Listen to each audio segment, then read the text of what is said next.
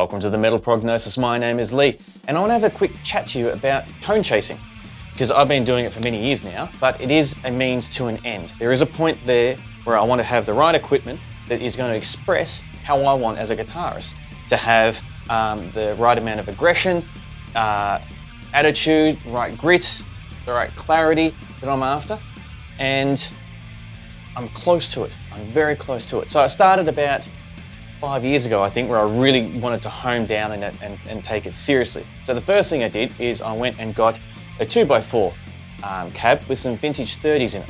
I got that from Tolman, and even with the shipping coming from Germany all the way to Australia, overall the price is really reasonable, very, very reasonable. And the sounds that I got out of that and the results, I think, were respectable. They weren't wow, mind-blowing, but they definitely weren't bad. They were respectable. But I always wanted to take that next step forward and really try to see where else I could evolve it to more resonate with the sounds that I wanted to express. So in my search, I've been trying to get new speakers, because the cabinet is very well put together and done.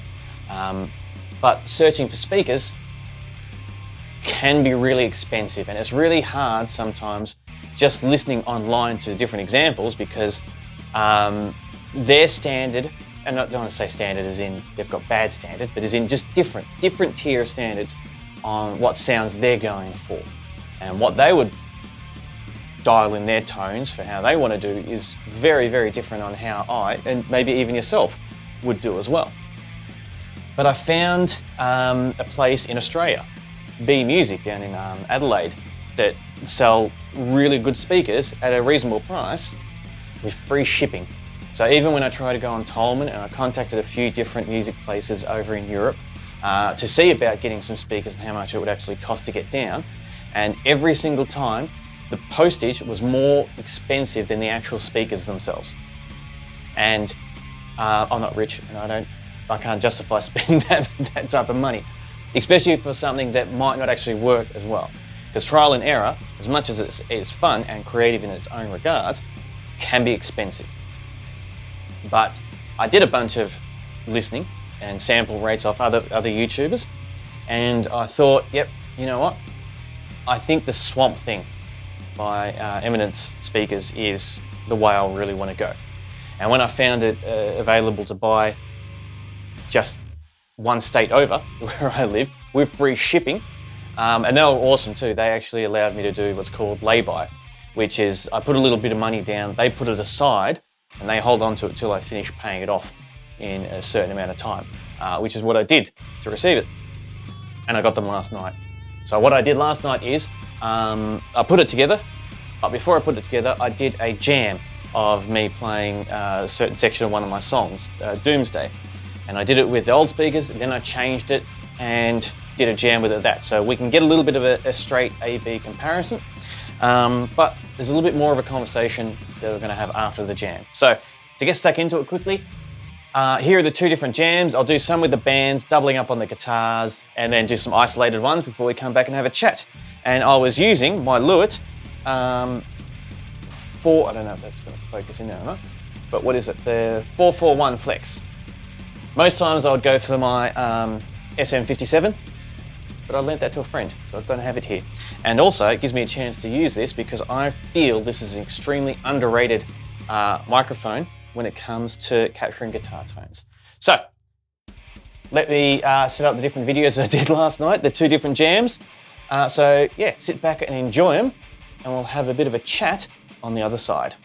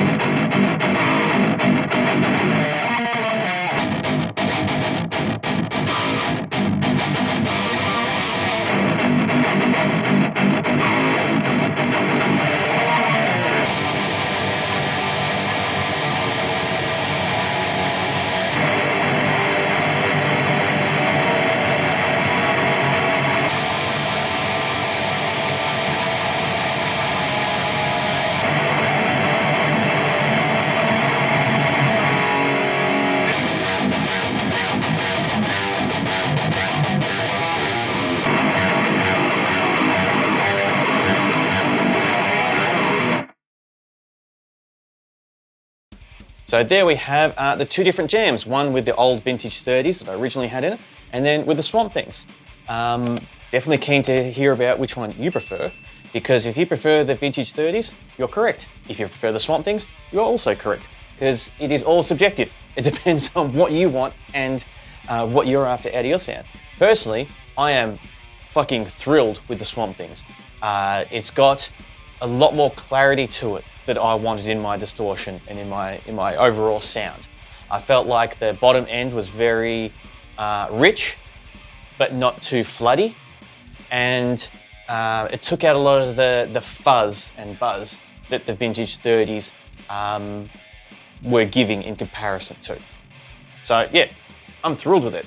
And what I also didn't do on purpose is I didn't change any of the amp settings and the pedal settings. It was just straight swap the speakers, make sure they worked, and then went through and recorded it. And it was really good also too, using this little flex mic, because yeah, as I said, this is a very underrated mic, I feel, for tracking guitars. They do really good on vocals. I haven't tried them on drums. Vocals, they're really good. I've done a few projects with them using them. But for guitars, yeah, very, very underutilized, I feel. But going back to the actual speaker aspect, I purposely did two different jams. And this is something I've always had of my philosophy with how I approach music and different gear. And I could do a whole video on this, but I'll just do a little mini rant here, because I know a lot of even my friends, and you're probably watching it going, why didn't you use a reamp? Get the exact same take, so then you can get a more direct comparison between them. And I personally, it's got its place. It definitely has its place. But with me, I hate that. I utterly hate that. Because when it comes to gear, for me, I kind of describe it as gear has feelings. And I say that in regards to when you plug something in and when you're using a certain different chain of different equipment, you play differently to that. If you've got a setup that you plug in and you get that really nice distortion and different peaks where you can do like pitch harmonics extremely smoothly, well, that's going to inspire you to do more pick harmonics and sound like Zakk Wylde and you know, other guitarists like that are also famously known for loving that. If it was something a little bit more sludgy, it might inspire you to play something a little bit more doomy, and it changes how you play. 100% changes how you play. When you pick up a different guitar, it has a different feel. You will play differently. And you play to the equipment's strengths and you cater for its weaknesses. So if I was just to do a straight, dry recording and then reamp it to go back in, so you're hearing the exact same performance, you're missing out on three things. Firstly, I'm not playing to the original sound that was there. So it's, what's the right word? It's positive characteristics and it's negative characteristics I'm not catering for or not utilizing, and which goes for the two different settings. I wouldn't be doing either for those two. So you're not giving yourself the best chance to get the best picture out of it. When I pick up a different guitar, when I pick up a different distortion pedal or boost or plug in a different amp, I play differently. 100% play differently because it makes me feel differently, and it's kind of like a dance or a waltz. That's your partner. And how they flow is how you flow as well. And you work in unity together. And I feel like if you're just reamping and doing it that way, you're losing out on all that potential characteristics and relationship with it. So there's a little bit of a rant, but I've always felt strong about that when people tell me just to dry clean and then just plug in a bunch of stuff and see which one goes, is going to sound the best. Because no, if I'm going to record, I want to hear close to what's going to be finalized to make me a better player. Because I'm going to play best to what sounds that I have coming you know, that I'm actually hearing. Yeah, so I just wanted to say that. But definitely keen for your thoughts. It was a brilliant little journey putting these speakers together, because I never opened that up to see how it was all connected and all that behind the scenes. And yeah, it was a fun little experiment, but also I'm super excited now because those speakers feel a hell of a lot closer to how I want to sound and the type of aggression and characteristics that I want in my guitar tone. So now I'm going to be fucking crazily inspired to start writing a bunch more songs now, because I've got this now to work with. And now I'm going to try plugging in different amp heads to see how they react to it and see what different characteristics come with it, and really go on that type of journey and have fun. But definitely keen for your thoughts on my little rant, or just the two different comparisons with the speakers, or anything else, and whatever else you'd like to share as well. So thank you very much for joining me in this video. It was lots of fun putting together and doing. And yeah, it was heaps of fun. I can't emphasize that enough, how fun it was when I actually heard those new speakers in there. And as I said, nothing against Vintage 30 or any other speakers in that, but I think I found something that definitely resonates on the same frequency as me. And that's enough of my babbling. So until next time, stay safe.